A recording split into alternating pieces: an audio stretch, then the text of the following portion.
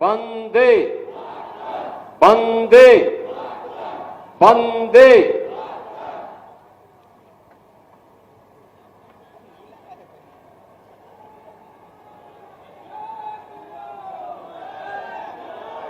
प्रथम स्वातंत्र समर के महान योद्धा राजा नरपत सिंह की इस पावन धरा पर उनके विजय उत्सव कार्यक्रम में आज के समारोह में उपस्थित जनपद हरदोई से ही लोकप्रिय विधायक और प्रदेश सरकार में मंत्रिमंडल के मेरे सहयोगी श्री नितिन अग्रवाल जी, जनपद के प्रभारी मंत्री श्री दयाशंकर सिंह जी, उत्तर प्रदेश सरकार की मंत्री और विधायक श्रीमती रजनी तिवारी जी, माननीय सांसद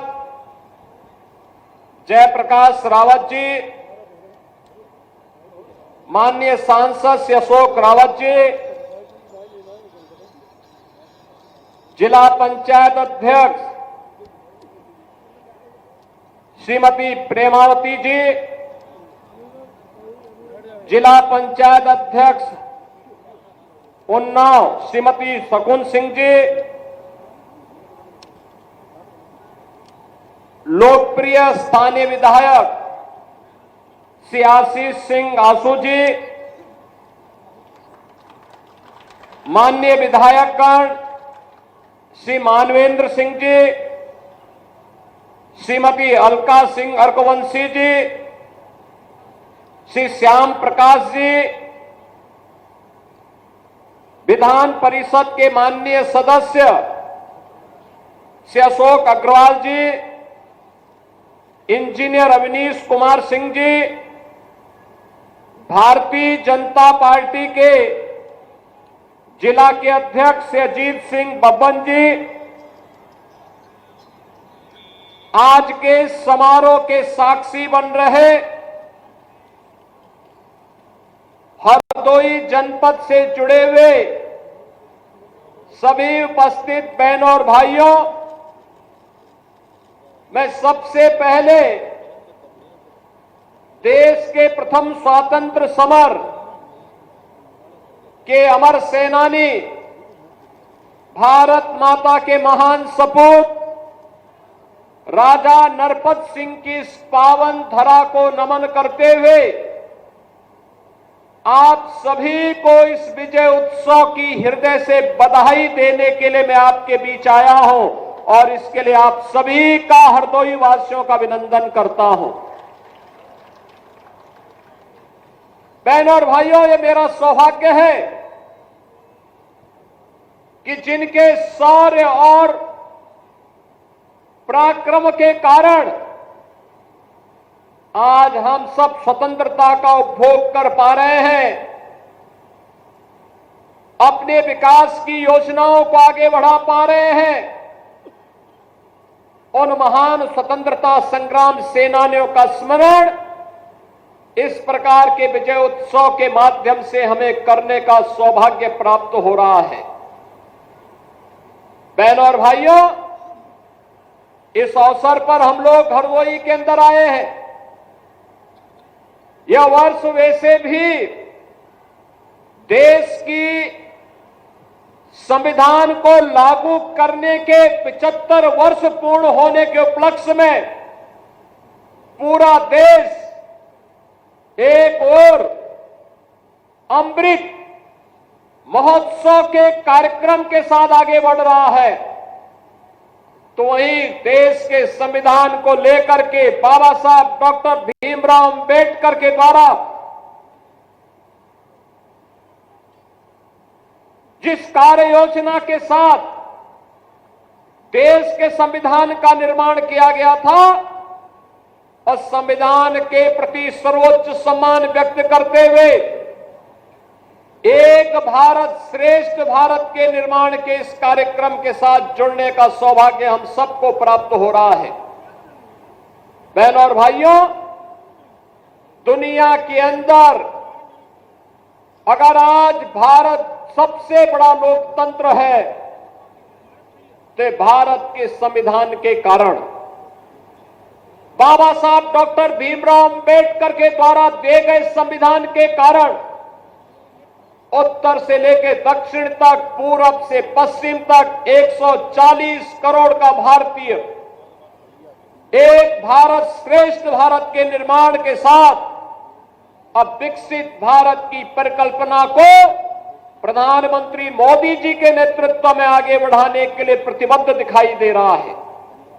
बहनों और भाइयों, लेकिन आज जिस गौरव की अनुभूति हर भारतवासी कर पा रहा है, आज जिस अनुभूति का एहसास हम हरदोई में बैठ करके कर पा रहे हैं, जिन विकास की नई नई योजनाओं का लाभ हम लोग ले पा रहे हैं और जिन नई योजनाओं के प्रस्ताव हम अपने माननीय जनप्रतिनिधियों के माध्यम से शासन तक पहुंचा रहे हैं, यह 1947 के पहले संभव नहीं था। गुलामी के कालखंड में यह संभव नहीं था। विकास नहीं था, गरीबी थी, अव्यवस्था थी, भूखमरी थी, रोजगार का अभाव था, लोगों को प्लान करने के लिए अकाल का शिकार होने के लिए मजबूर होना पड़ता था। और अगर कहीं पर किसी ने आजादी की बात कर ली तो उस पर अत्याचार की प्रकाष्ठा के साथ निर्मम अत्याचार किए जाते थे और लगभग सैकड़ों वर्षों तक विदेशी आक्रांताओं के द्वारा अपमानित होने, लगातार अलग अलग स्थानों पर उनके खिलाफ प्रतिकार होते थे। लेकिन सामूहिक रूप से यह लड़ाई पूरा भारत एकजुट होकर के लड़े, यह दृश्य कम देखने को मिलता था। 1857 का प्रथम स्वतंत्र समर पूरे देश को एकजुट होकर के लड़ने के लिए एक नया उत्साह और एक नए उमंग के साथ आगे बढ़ता हुआ दिखाई दिया है।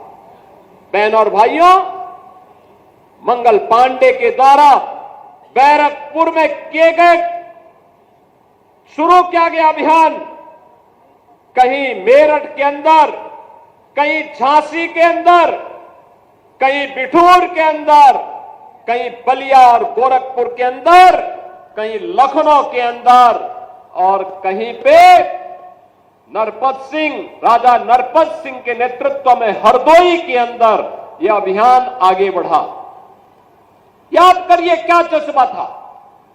जिससे पूछो, जहां पूछो, मंगल पांडे से जब पूछा गया था कि आखिर तुम तो ब्रिटिश सेना के हिस्से हो, क्यों आजादी की बात करते हो, उन्होंने कहा रखो अपनी नौकरी, मेरा देश स्वतंत्र होना चाहिए, भारत माता की आन मान और शान की रक्षा होनी चाहिए। रानी लक्ष्मीबाई से पूछा गया, रानी लक्ष्मीबाई से कहा गया कि केवल एक बार कह लो ना कि हम तो विदेशी हुकूमत के साथ मिलकर के काम करने को तैयार हैं, उनकी झांसी सुरक्षित रह जाएगी। उन्होंने कहा नहीं, झांसी भी सुरक्षित रहेगी और भारत स्वतंत्र होकर के रहेगा, हरगिज अपनी झांसी नहीं दूंगी। और इसीलिए तो हर भारतीय के मुंह से निकल पड़ा, खूब लड़ी मर्दानी वो तो झांसी वाली रानी थी। बिठूर में नाना राव पेशवा के नेतृत्व में 1857 के प्रथम स्वातंत्र समर की जो रणनीति बनी थी, उस रणनीति का बिगुल फूंकने के लिए हरदोई के अंदर राजा नरपत सिंह उस लड़ाई को लेकर के यहां कार्य कर रहे थे। और आज हम जिस स्थान पर हैं, ये उनका दुर्ग कहलाता था, ये उनका किला था। स्वाभाविक रूप से जब आजादी की जज्बे को देख करके जो लोग भाग रहे थे, उनको कैसे अच्छा लगता, कैसे अच्छा लगता। 1857 में झांसी ब्रिटिश हुकूमत नहीं जीत पाई थी, विजय महारानी लक्ष्मीबाई की हुई थी। हरदोई में, इस क्षेत्र में ये विजय राजा नरपत सिंह की हुई थी।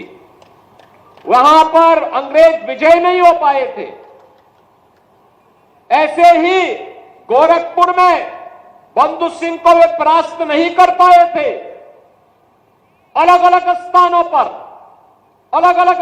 पर जहां पर भी ये स्वतंत्र समर एकजुट होकर के नानाराव पेशवा के रणनीति के तहत आगे बढ़ा, वहां पर भारत के लोग जीते थे और बाद में यह मंद पड़ता गया और अंततः ब्रिटिशर ने फिर अत्याचार की पराकाष्ठा की। और जिसका एक उदाहरण आपके सामने महाराजा नरपत सिंह का यह दुर्ग भी है, जो खंडरों में तब्दील होकर के आज वहां पर एक टीले के रूप में मात्र बचा हुआ है। मैं धन्यवाद दूंगा और आभारी हूं केंद्रीय मंत्री और उस समय के उत्तर प्रदेश के निवर्तमान मुख्यमंत्री के रूप में माननीय राजनाथ सिंह जी को, उस समय के सांसद श्री जयप्रकाश रावत जी को, जिन्होंने महाराजा नरपत सिंह रेकवार का यह भव्य स्मारक यहां पर खड़ा किया। और आज ये स्मारक हम सबको एक नई प्रेरणा दे रहा है। और मैं धन्यवाद दूंगा यहां के लोकप्रिय विधायक सियासी सिंह आसू को, जिन्होंने भारत माता के ऐसे महान सपूत के स्मारक का दर्शन करने के लिए आज मुझे यहां पर आने का अवसर प्रदान किया है। मैं आभारी हूं, धन्यवाद देता हूं इन सभी माननीय जनप्रतिनिधियों का, जिनके कारण आज मुझे यहां आने का अवसर प्राप्त हो पाया है। बहनों और भाइयों, आधुनिक भारत के तीर्थ है ये स्मारक, आधुनिक भारत के तीर्थ है। और तीर्थ के रूप में हमें वर्तमान पीढ़ी को बताना भी चाहिए कि इन्हीं के शौर्य से, इन्हीं के पराक्रम से, इन्हीं के बलिदान से आज हम आजादी का एहसास कर पा रहे हैं। आजादी का एहसास इस रूप में अपने अनुरूप विकास की योजनाएं बना पा रहे हैं। समाज के हर एक तबके के लिए नई नई योजनाएं बन पा रही है। कोई सोचता था आज से 10 साल पहले कि हरदोई में भी हरदोई का मेडिकल कॉलेज होगा, लेकिन आज हरदोई में मेडिकल कॉलेज बन करके चालू हो गया है। अब नर्सिंग कॉलेज भी वहां बनने जा रहा है।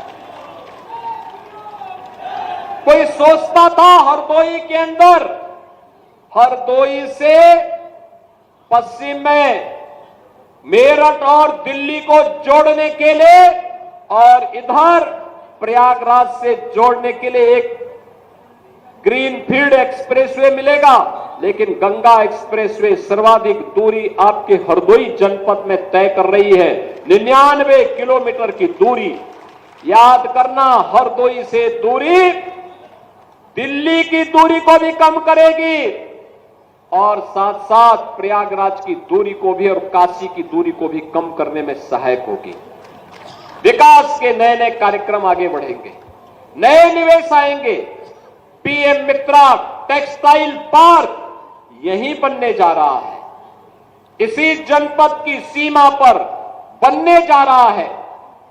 पीएम मित्रा टेक्सटाइल पार्क का मतलब लाखों नौजवानों के लिए नौकरी और रोजगार की सुविधा आप ही के जनपद में प्राप्त होगी। वैसे भी मैं मलावा का टेक्सटाइल देख रहा था, कितना शानदार यहां की कारीगरी है, कितना शानदार तरीके से यहां की बुनकरी है और कितना अच्छा कपड़ा का कार्य यहां पे होता है।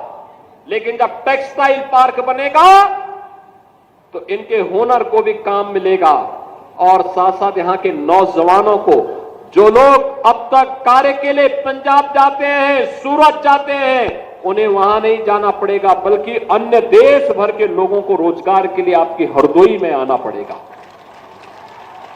बहनों और भाइयों, मैं यहां पे भी था और यहां पर मैं देख रहा था विकास के लिए।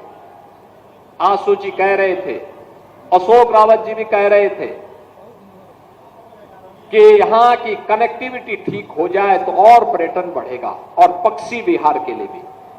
बहनों और भाइयों, महाराजा नरपत सिंह की इस पावन धरा पर जो तालाब है, पक्षी विहार के रूप में सरकार इसको विकसित करेगी, इसको बेहतर कनेक्टिविटी के साथ जोड़ेगी,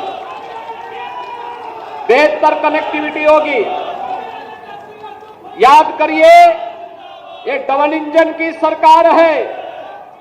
डबल इंजन की सरकार विरासत का भी सम्मान करती है और विकास को भी आगे बढ़ाती है। और विरासत और विकास का यह अद्भुत संगम आपने भी देखा होगा प्रयागराज महाकुंभ के अवसर पर। देखा ना, उत्तर प्रदेश की सामर्थ्य दुनिया देख रही थी। 66 करोड़ से अधिक श्रद्धालु देश भर से आ जाए।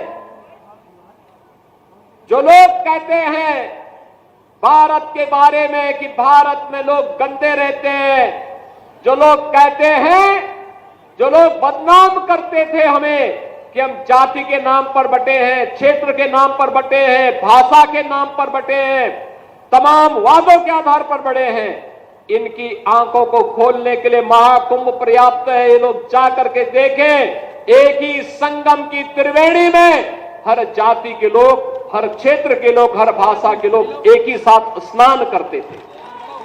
कोई भेद नहीं था, न जाति का भेद था, न क्षेत्र का भेद था, न भाषा का भेद था, न संप्रदाय का भेद था।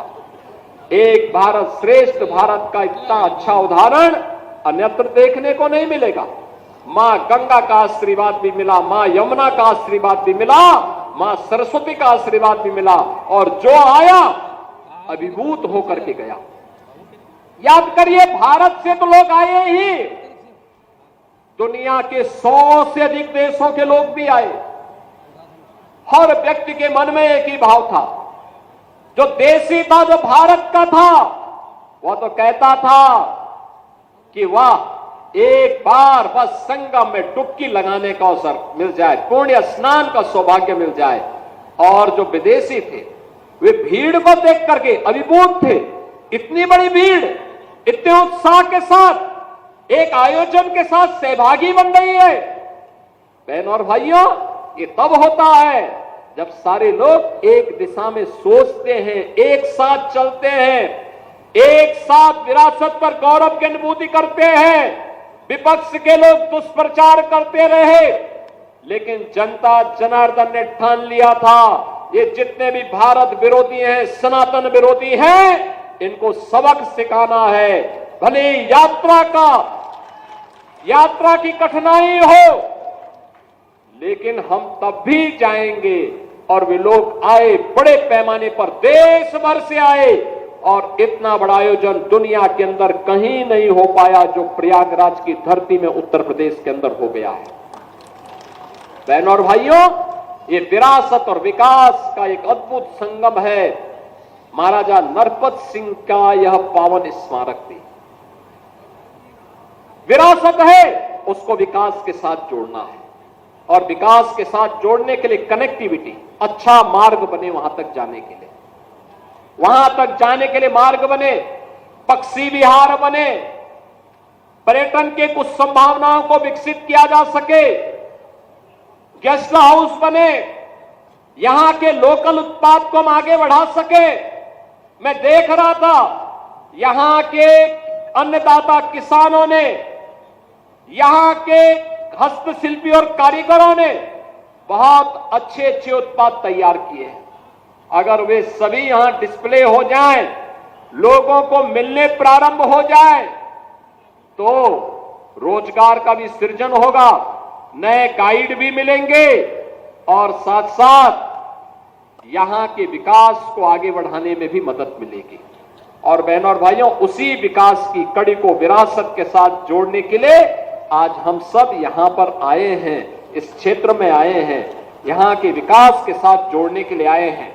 और स्वाभाविक रूप से विरासत के साथ जुड़ने आए हैं, तो आज यहां पे 650 करोड़ रुपए की परियोजनाओं की सौगात भी हरदोई जनपद को दे रहे हैं। ये विकास के विभिन्न प्रकार की योजनाएं हैं। ये कनेक्टिविटी की भी है, शिक्षा की भी है, स्वास्थ्य की भी है, पेयजल की भी है, आम जन से जुड़े हुए जीवन के प्रत्येक क्षेत्र में व्यापक परिवर्तन का आधार बनाने वाली योजनाएं हैं। और इसीलिए बहनों और भाइयों, हम लोग आए हैं आपसे कहने के लिए, आज बदलते हुए भारत को हम सब ने देखा है। एक नया भारत प्रधानमंत्री मोदी जी के नेतृत्व में आज हम सबको दिखाई देता है। एक भारत है, श्रेष्ठ भारत है। एक भारत श्रेष्ठ भारत के दर्शन हो रहे हैं। एक भारत श्रेष्ठ भारत इसलिए क्योंकि पिछले 10 वर्ष में भारत दुनिया की एक महाशक्ति के रूप में स्थापित हुआ है।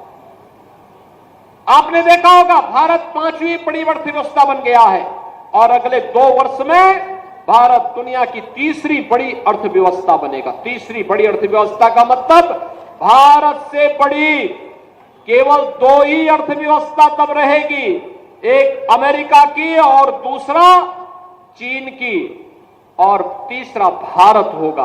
आप याद करिए, हर भारतवासी के लिए गौरव का क्षण होना चाहिए।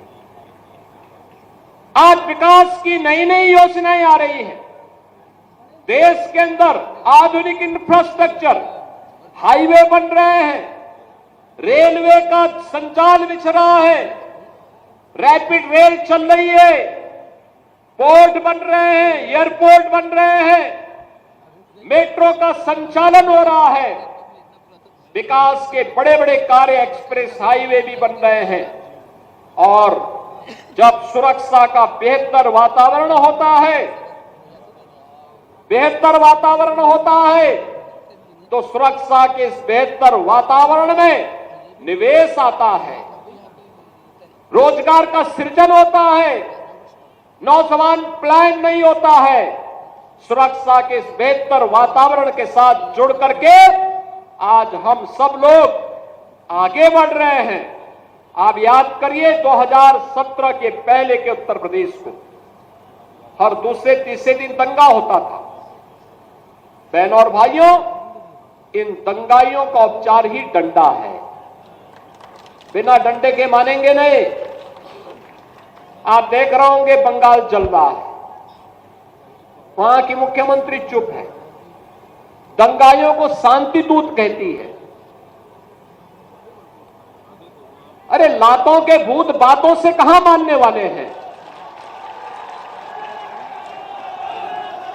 लेकिन सेकुलरिज्म के नाम पर इन लोगों ने दंगाइयों को दंगा करने की पूरी छूट दे रखी है।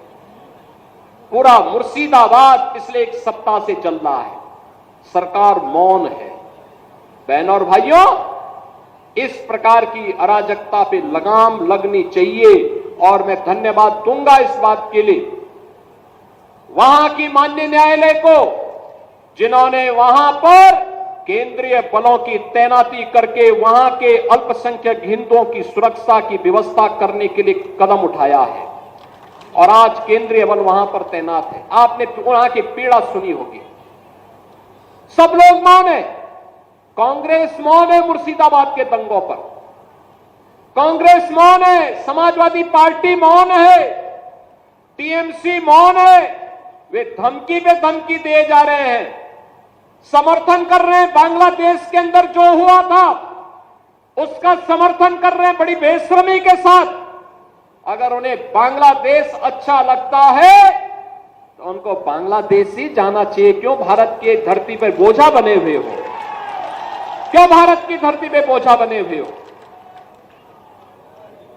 हम आभारी हैं प्रधानमंत्री मोदी जी के और गृह मंत्री अमित शाह जी के, जिन्होंने वक्फ संशोधन अधिनियम को पारित करके गरीबों की जमीनों पर, सार्वजनिक जमीनों पर पड़ने वाली डकैती पर लगाम लगाने का काम इस अधिनियम, संशोधन अधिनियम के माध्यम से पारित किया है। अब ये जमीन जो वापस आएगी, बहनों और भाइयों, इसमें हॉस्पिटल बनेंगे, इनमें गरीबों के लिए मकान बनेंगे, हाई राइज बिल्डिंग बनेगी, यहां पर स्कूल बनेंगे, विश्वविद्यालय बनेंगे, निवेश के लिए लैंड बैंक बनेगा। लेकिन किसी को जमीन पर कब्जा करके गुंडागिर्दी करने की छूट अब नहीं मिलेगी, इसलिए लोग परेशान हैं। क्योंकि जमीन के नाम पर जो लूट थी वह रुकने वाली है और उसलिए इन लोगों को परेशानी है। परेशानी इस बात को लेकर के कि अब गुर्गे खाली हो जाएंगे, तो पहले जो जनता को लूटते थे इनको अब भय है कि इनके द्वारा पाले गए गुर्गे कहीं भस्मासुर हुए तो कहीं अब इन्हीं को न लूटने लग जाएं।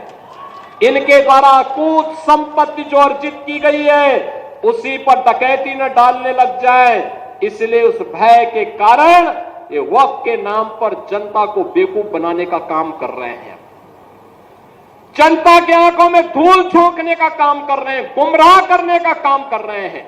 लेकिन गुमराह होने की आवश्यकता नहीं। हमें देश के संविधान पर, बाबा साहब भीमराव अंबेडकर के द्वारा बनाए गए संविधान पर विश्वास करना है, विकास की प्रक्रिया के साथ जुड़ना है और विकास की प्रक्रिया का ही परिणाम है। मैं देख रहा था हरदोई के अंदर, हरदोई जनपद में प्रधानमंत्री आवास योजना और मुख्यमंत्री आवास योजना में 1,15,000 परिवारों को एक एक आवास प्राप्त हुआ है। अनुमान करिए इतने गरीब परिवारों को इससे पहले की सरकारें क्या कर रही थी 75 वर्षों तक, 70-75 वर्षों तक कर क्या रहे थे। लेकिन गरीब को आवास नहीं दे पाए थे, शौचालय नहीं दे पाए थे, उनको कोई सुविधा नहीं दे पाए थे। आयुष्मान का कार्ड मैं भी देख रहा था, आयुष्मान का कार्ड जब मिल रहा था उत्तर प्रदेश के अंदर 10 करोड़ लोग आयुष्मान भारत की सुविधा का लाभ ले रहे हैं। और मैं भी देख रहा था एक बहन जी को जब उन्हें आयुष्मान का कार्ड मिला उनके चेहरे पर एक नई चमक थी कि अगर कभी दुर्भाग्य से कोई बीमार हुआ परिवार में, ये कार्ड उसमें उनका संबल बनेगा। लेकिन इससे पहले क्या कर रहे थे, पिछली सरकारें कर क्या रही थी, क्या कांग्रेस कर रही थी 60 वर्षों तक, क्या समाजवादी पार्टी कर रही थी जब कई बार उन्हें सरकार बनाने का अवसर प्राप्त हुआ। इसका मतलब इनको विकास से कोई मतलब नहीं था, ये प्रदेश में केवल अपने परिवार का विकास करने के लिए आए थे, इनको जनता जनार्दन के विकास से कोई मतलब नहीं था। और आज तो विकास भी है और विरासत भी है। गरीब को राशन मिल रहा है, नौजवान को नौकरी और रोजगार मिल रहा है, अन्नदाता किसान को किसान सम्मान निधि का लाभ मिल रहा है, महिलाओं को लखपति दीदी की जैसी योजनाओं के साथ जोड़ने का काम किया जा रहा है। आत्मनिर्भर भारत के लिए प्रधानमंत्री जी ने कुछ बातें कही हैं। विकसित भारत की परिकल्पना को साकार करने के लिए आत्मनिर्भर बनना पड़ेगा, महिलाओं को विकास के साथ अधिक से अधिक भागीदार बनाना पड़ेगा, नौजवानों को उनके स्केल को स्पीड और स्किल के साथ जोड़ने की कार्रवाई के साथ आगे बढ़ना पड़ेगा। और अगर हम कर पाएंगे तो 2047 में भारत को दुनिया की सबसे बड़ी ताकत बनने से कोई रोक नहीं सकता है। और यही तो सपना था देश की आजादी के इन अमर सेनानियों का, यही सपना था। यही तो पंडित राम प्रसाद बिस्मिल कहते थे, यही तो कहते थे कि तेरा वैभव अमर रहे मां, हम दिन चार रहे न रहे। यही तो चंद्रशेखर आजाद कहते थे, यही तो ठाकुर रोशन सिंह कहते थे और यही अस्फाउल्लाह खां कहते थे। बहनों और भाइयों, अमर सेनानियों का यही गान था। भारत माता के वैभव को चरम तक पहुंचाने के लिए, भारत माता के विकास को ध्यान में रख करके जो रोड मैप आज प्रधानमंत्री मोदी जी के नेतृत्व में बना है, इसे अंतिम पायदान पर बैठे हुए व्यक्ति तक पहुंचा करके एक विकसित भारत की परिकल्पना को साकार करना है। और इसलिए आवास भी है, शौचालय भी है, दवा के लिए आयुष्मान का कार्ड है, कमाई के लिए रोजगार की व्यवस्था भी है। और अभी सरकार ये व्यवस्था करने जा रही है कि गरीबी रेखा के नीचे जीवन यापन करने वाले प्रत्येक परिवार को हम लोग सभी सुविधाओं से आच्छादित करने का कार्य भी करेंगे और परिवार के एक सदस्य को नौकरी और रोजगार के साथ जोड़ने का काम भी करेंगे। हरदोई वासियों ने आज विकास की प्रक्रिया के साथ भारतीय जनता पार्टी से जुड़े हुए हमारे सभी सहयोगी साथियों के साथ, माननीय सांसद, माननीय विधायक, पंचायतों से, नगर निकायों से जुड़े हुए जनप्रतिनिधियों के साथ मिलकर के विकास की जिस प्रक्रिया के साथ आगे बढ़ रहे हैं, आने वाले समय में विकास का लाभ समाज के प्रत्येक तबके को आगे बढ़ाने में सहायक होगा। एक बार फिर से मैं आज के इस अवसर पर राजा नरपत सिंह की स्मृतियों को नमन करते हुए भारत माता के उन सभी अमर सपूतों को जिन्होंने देश की आजादी के लिए अपना बलिदान दिया था, उनकी स्मृतियों को नमन करता हूं। माननीय विधायक जी को, माननीय सांसद जी को हृदय से धन्यवाद देते हुए आप सभी को इन योजनाओं के प्रति अपनी शुभकामनाएं देते हुए वाणी को विराम देता हूं। धन्यवाद। जय हिंद, जय जय श्री राम। बहुत बहुत धन्यवाद। और बड़ी खबर इस वक्त आ रही है, बंगाल हिंसा पर सीएम योगी ने बड़ा बयान दिया है। दंगाई डंडे से ही मानेंगे, ये कहा सीएम योगी ने। कांग्रेस और एसपी मौन है। पश्चिम बंगाल के अंदर जो हालात बने हुए हैं, जिसको बांग्लादेश पसंद बांग्लादेश जाए, वक्फ के नाम पर जमीन की लूट हुई है। बंगाल हिंसा पर सीएम योगी ने यह बड़ा बयान दिया है। दंगाई डंडे से ही मानेंगे। एसपी और कांग्रेस मौन है, जिसे बांग्लादेश पसंद वो बांग्लादेश जाए। हरदोई में विकास परियोजनाओं का लोकार्पण करने वो पहुंचे और उस दौरान उन्होंने ये बात कही।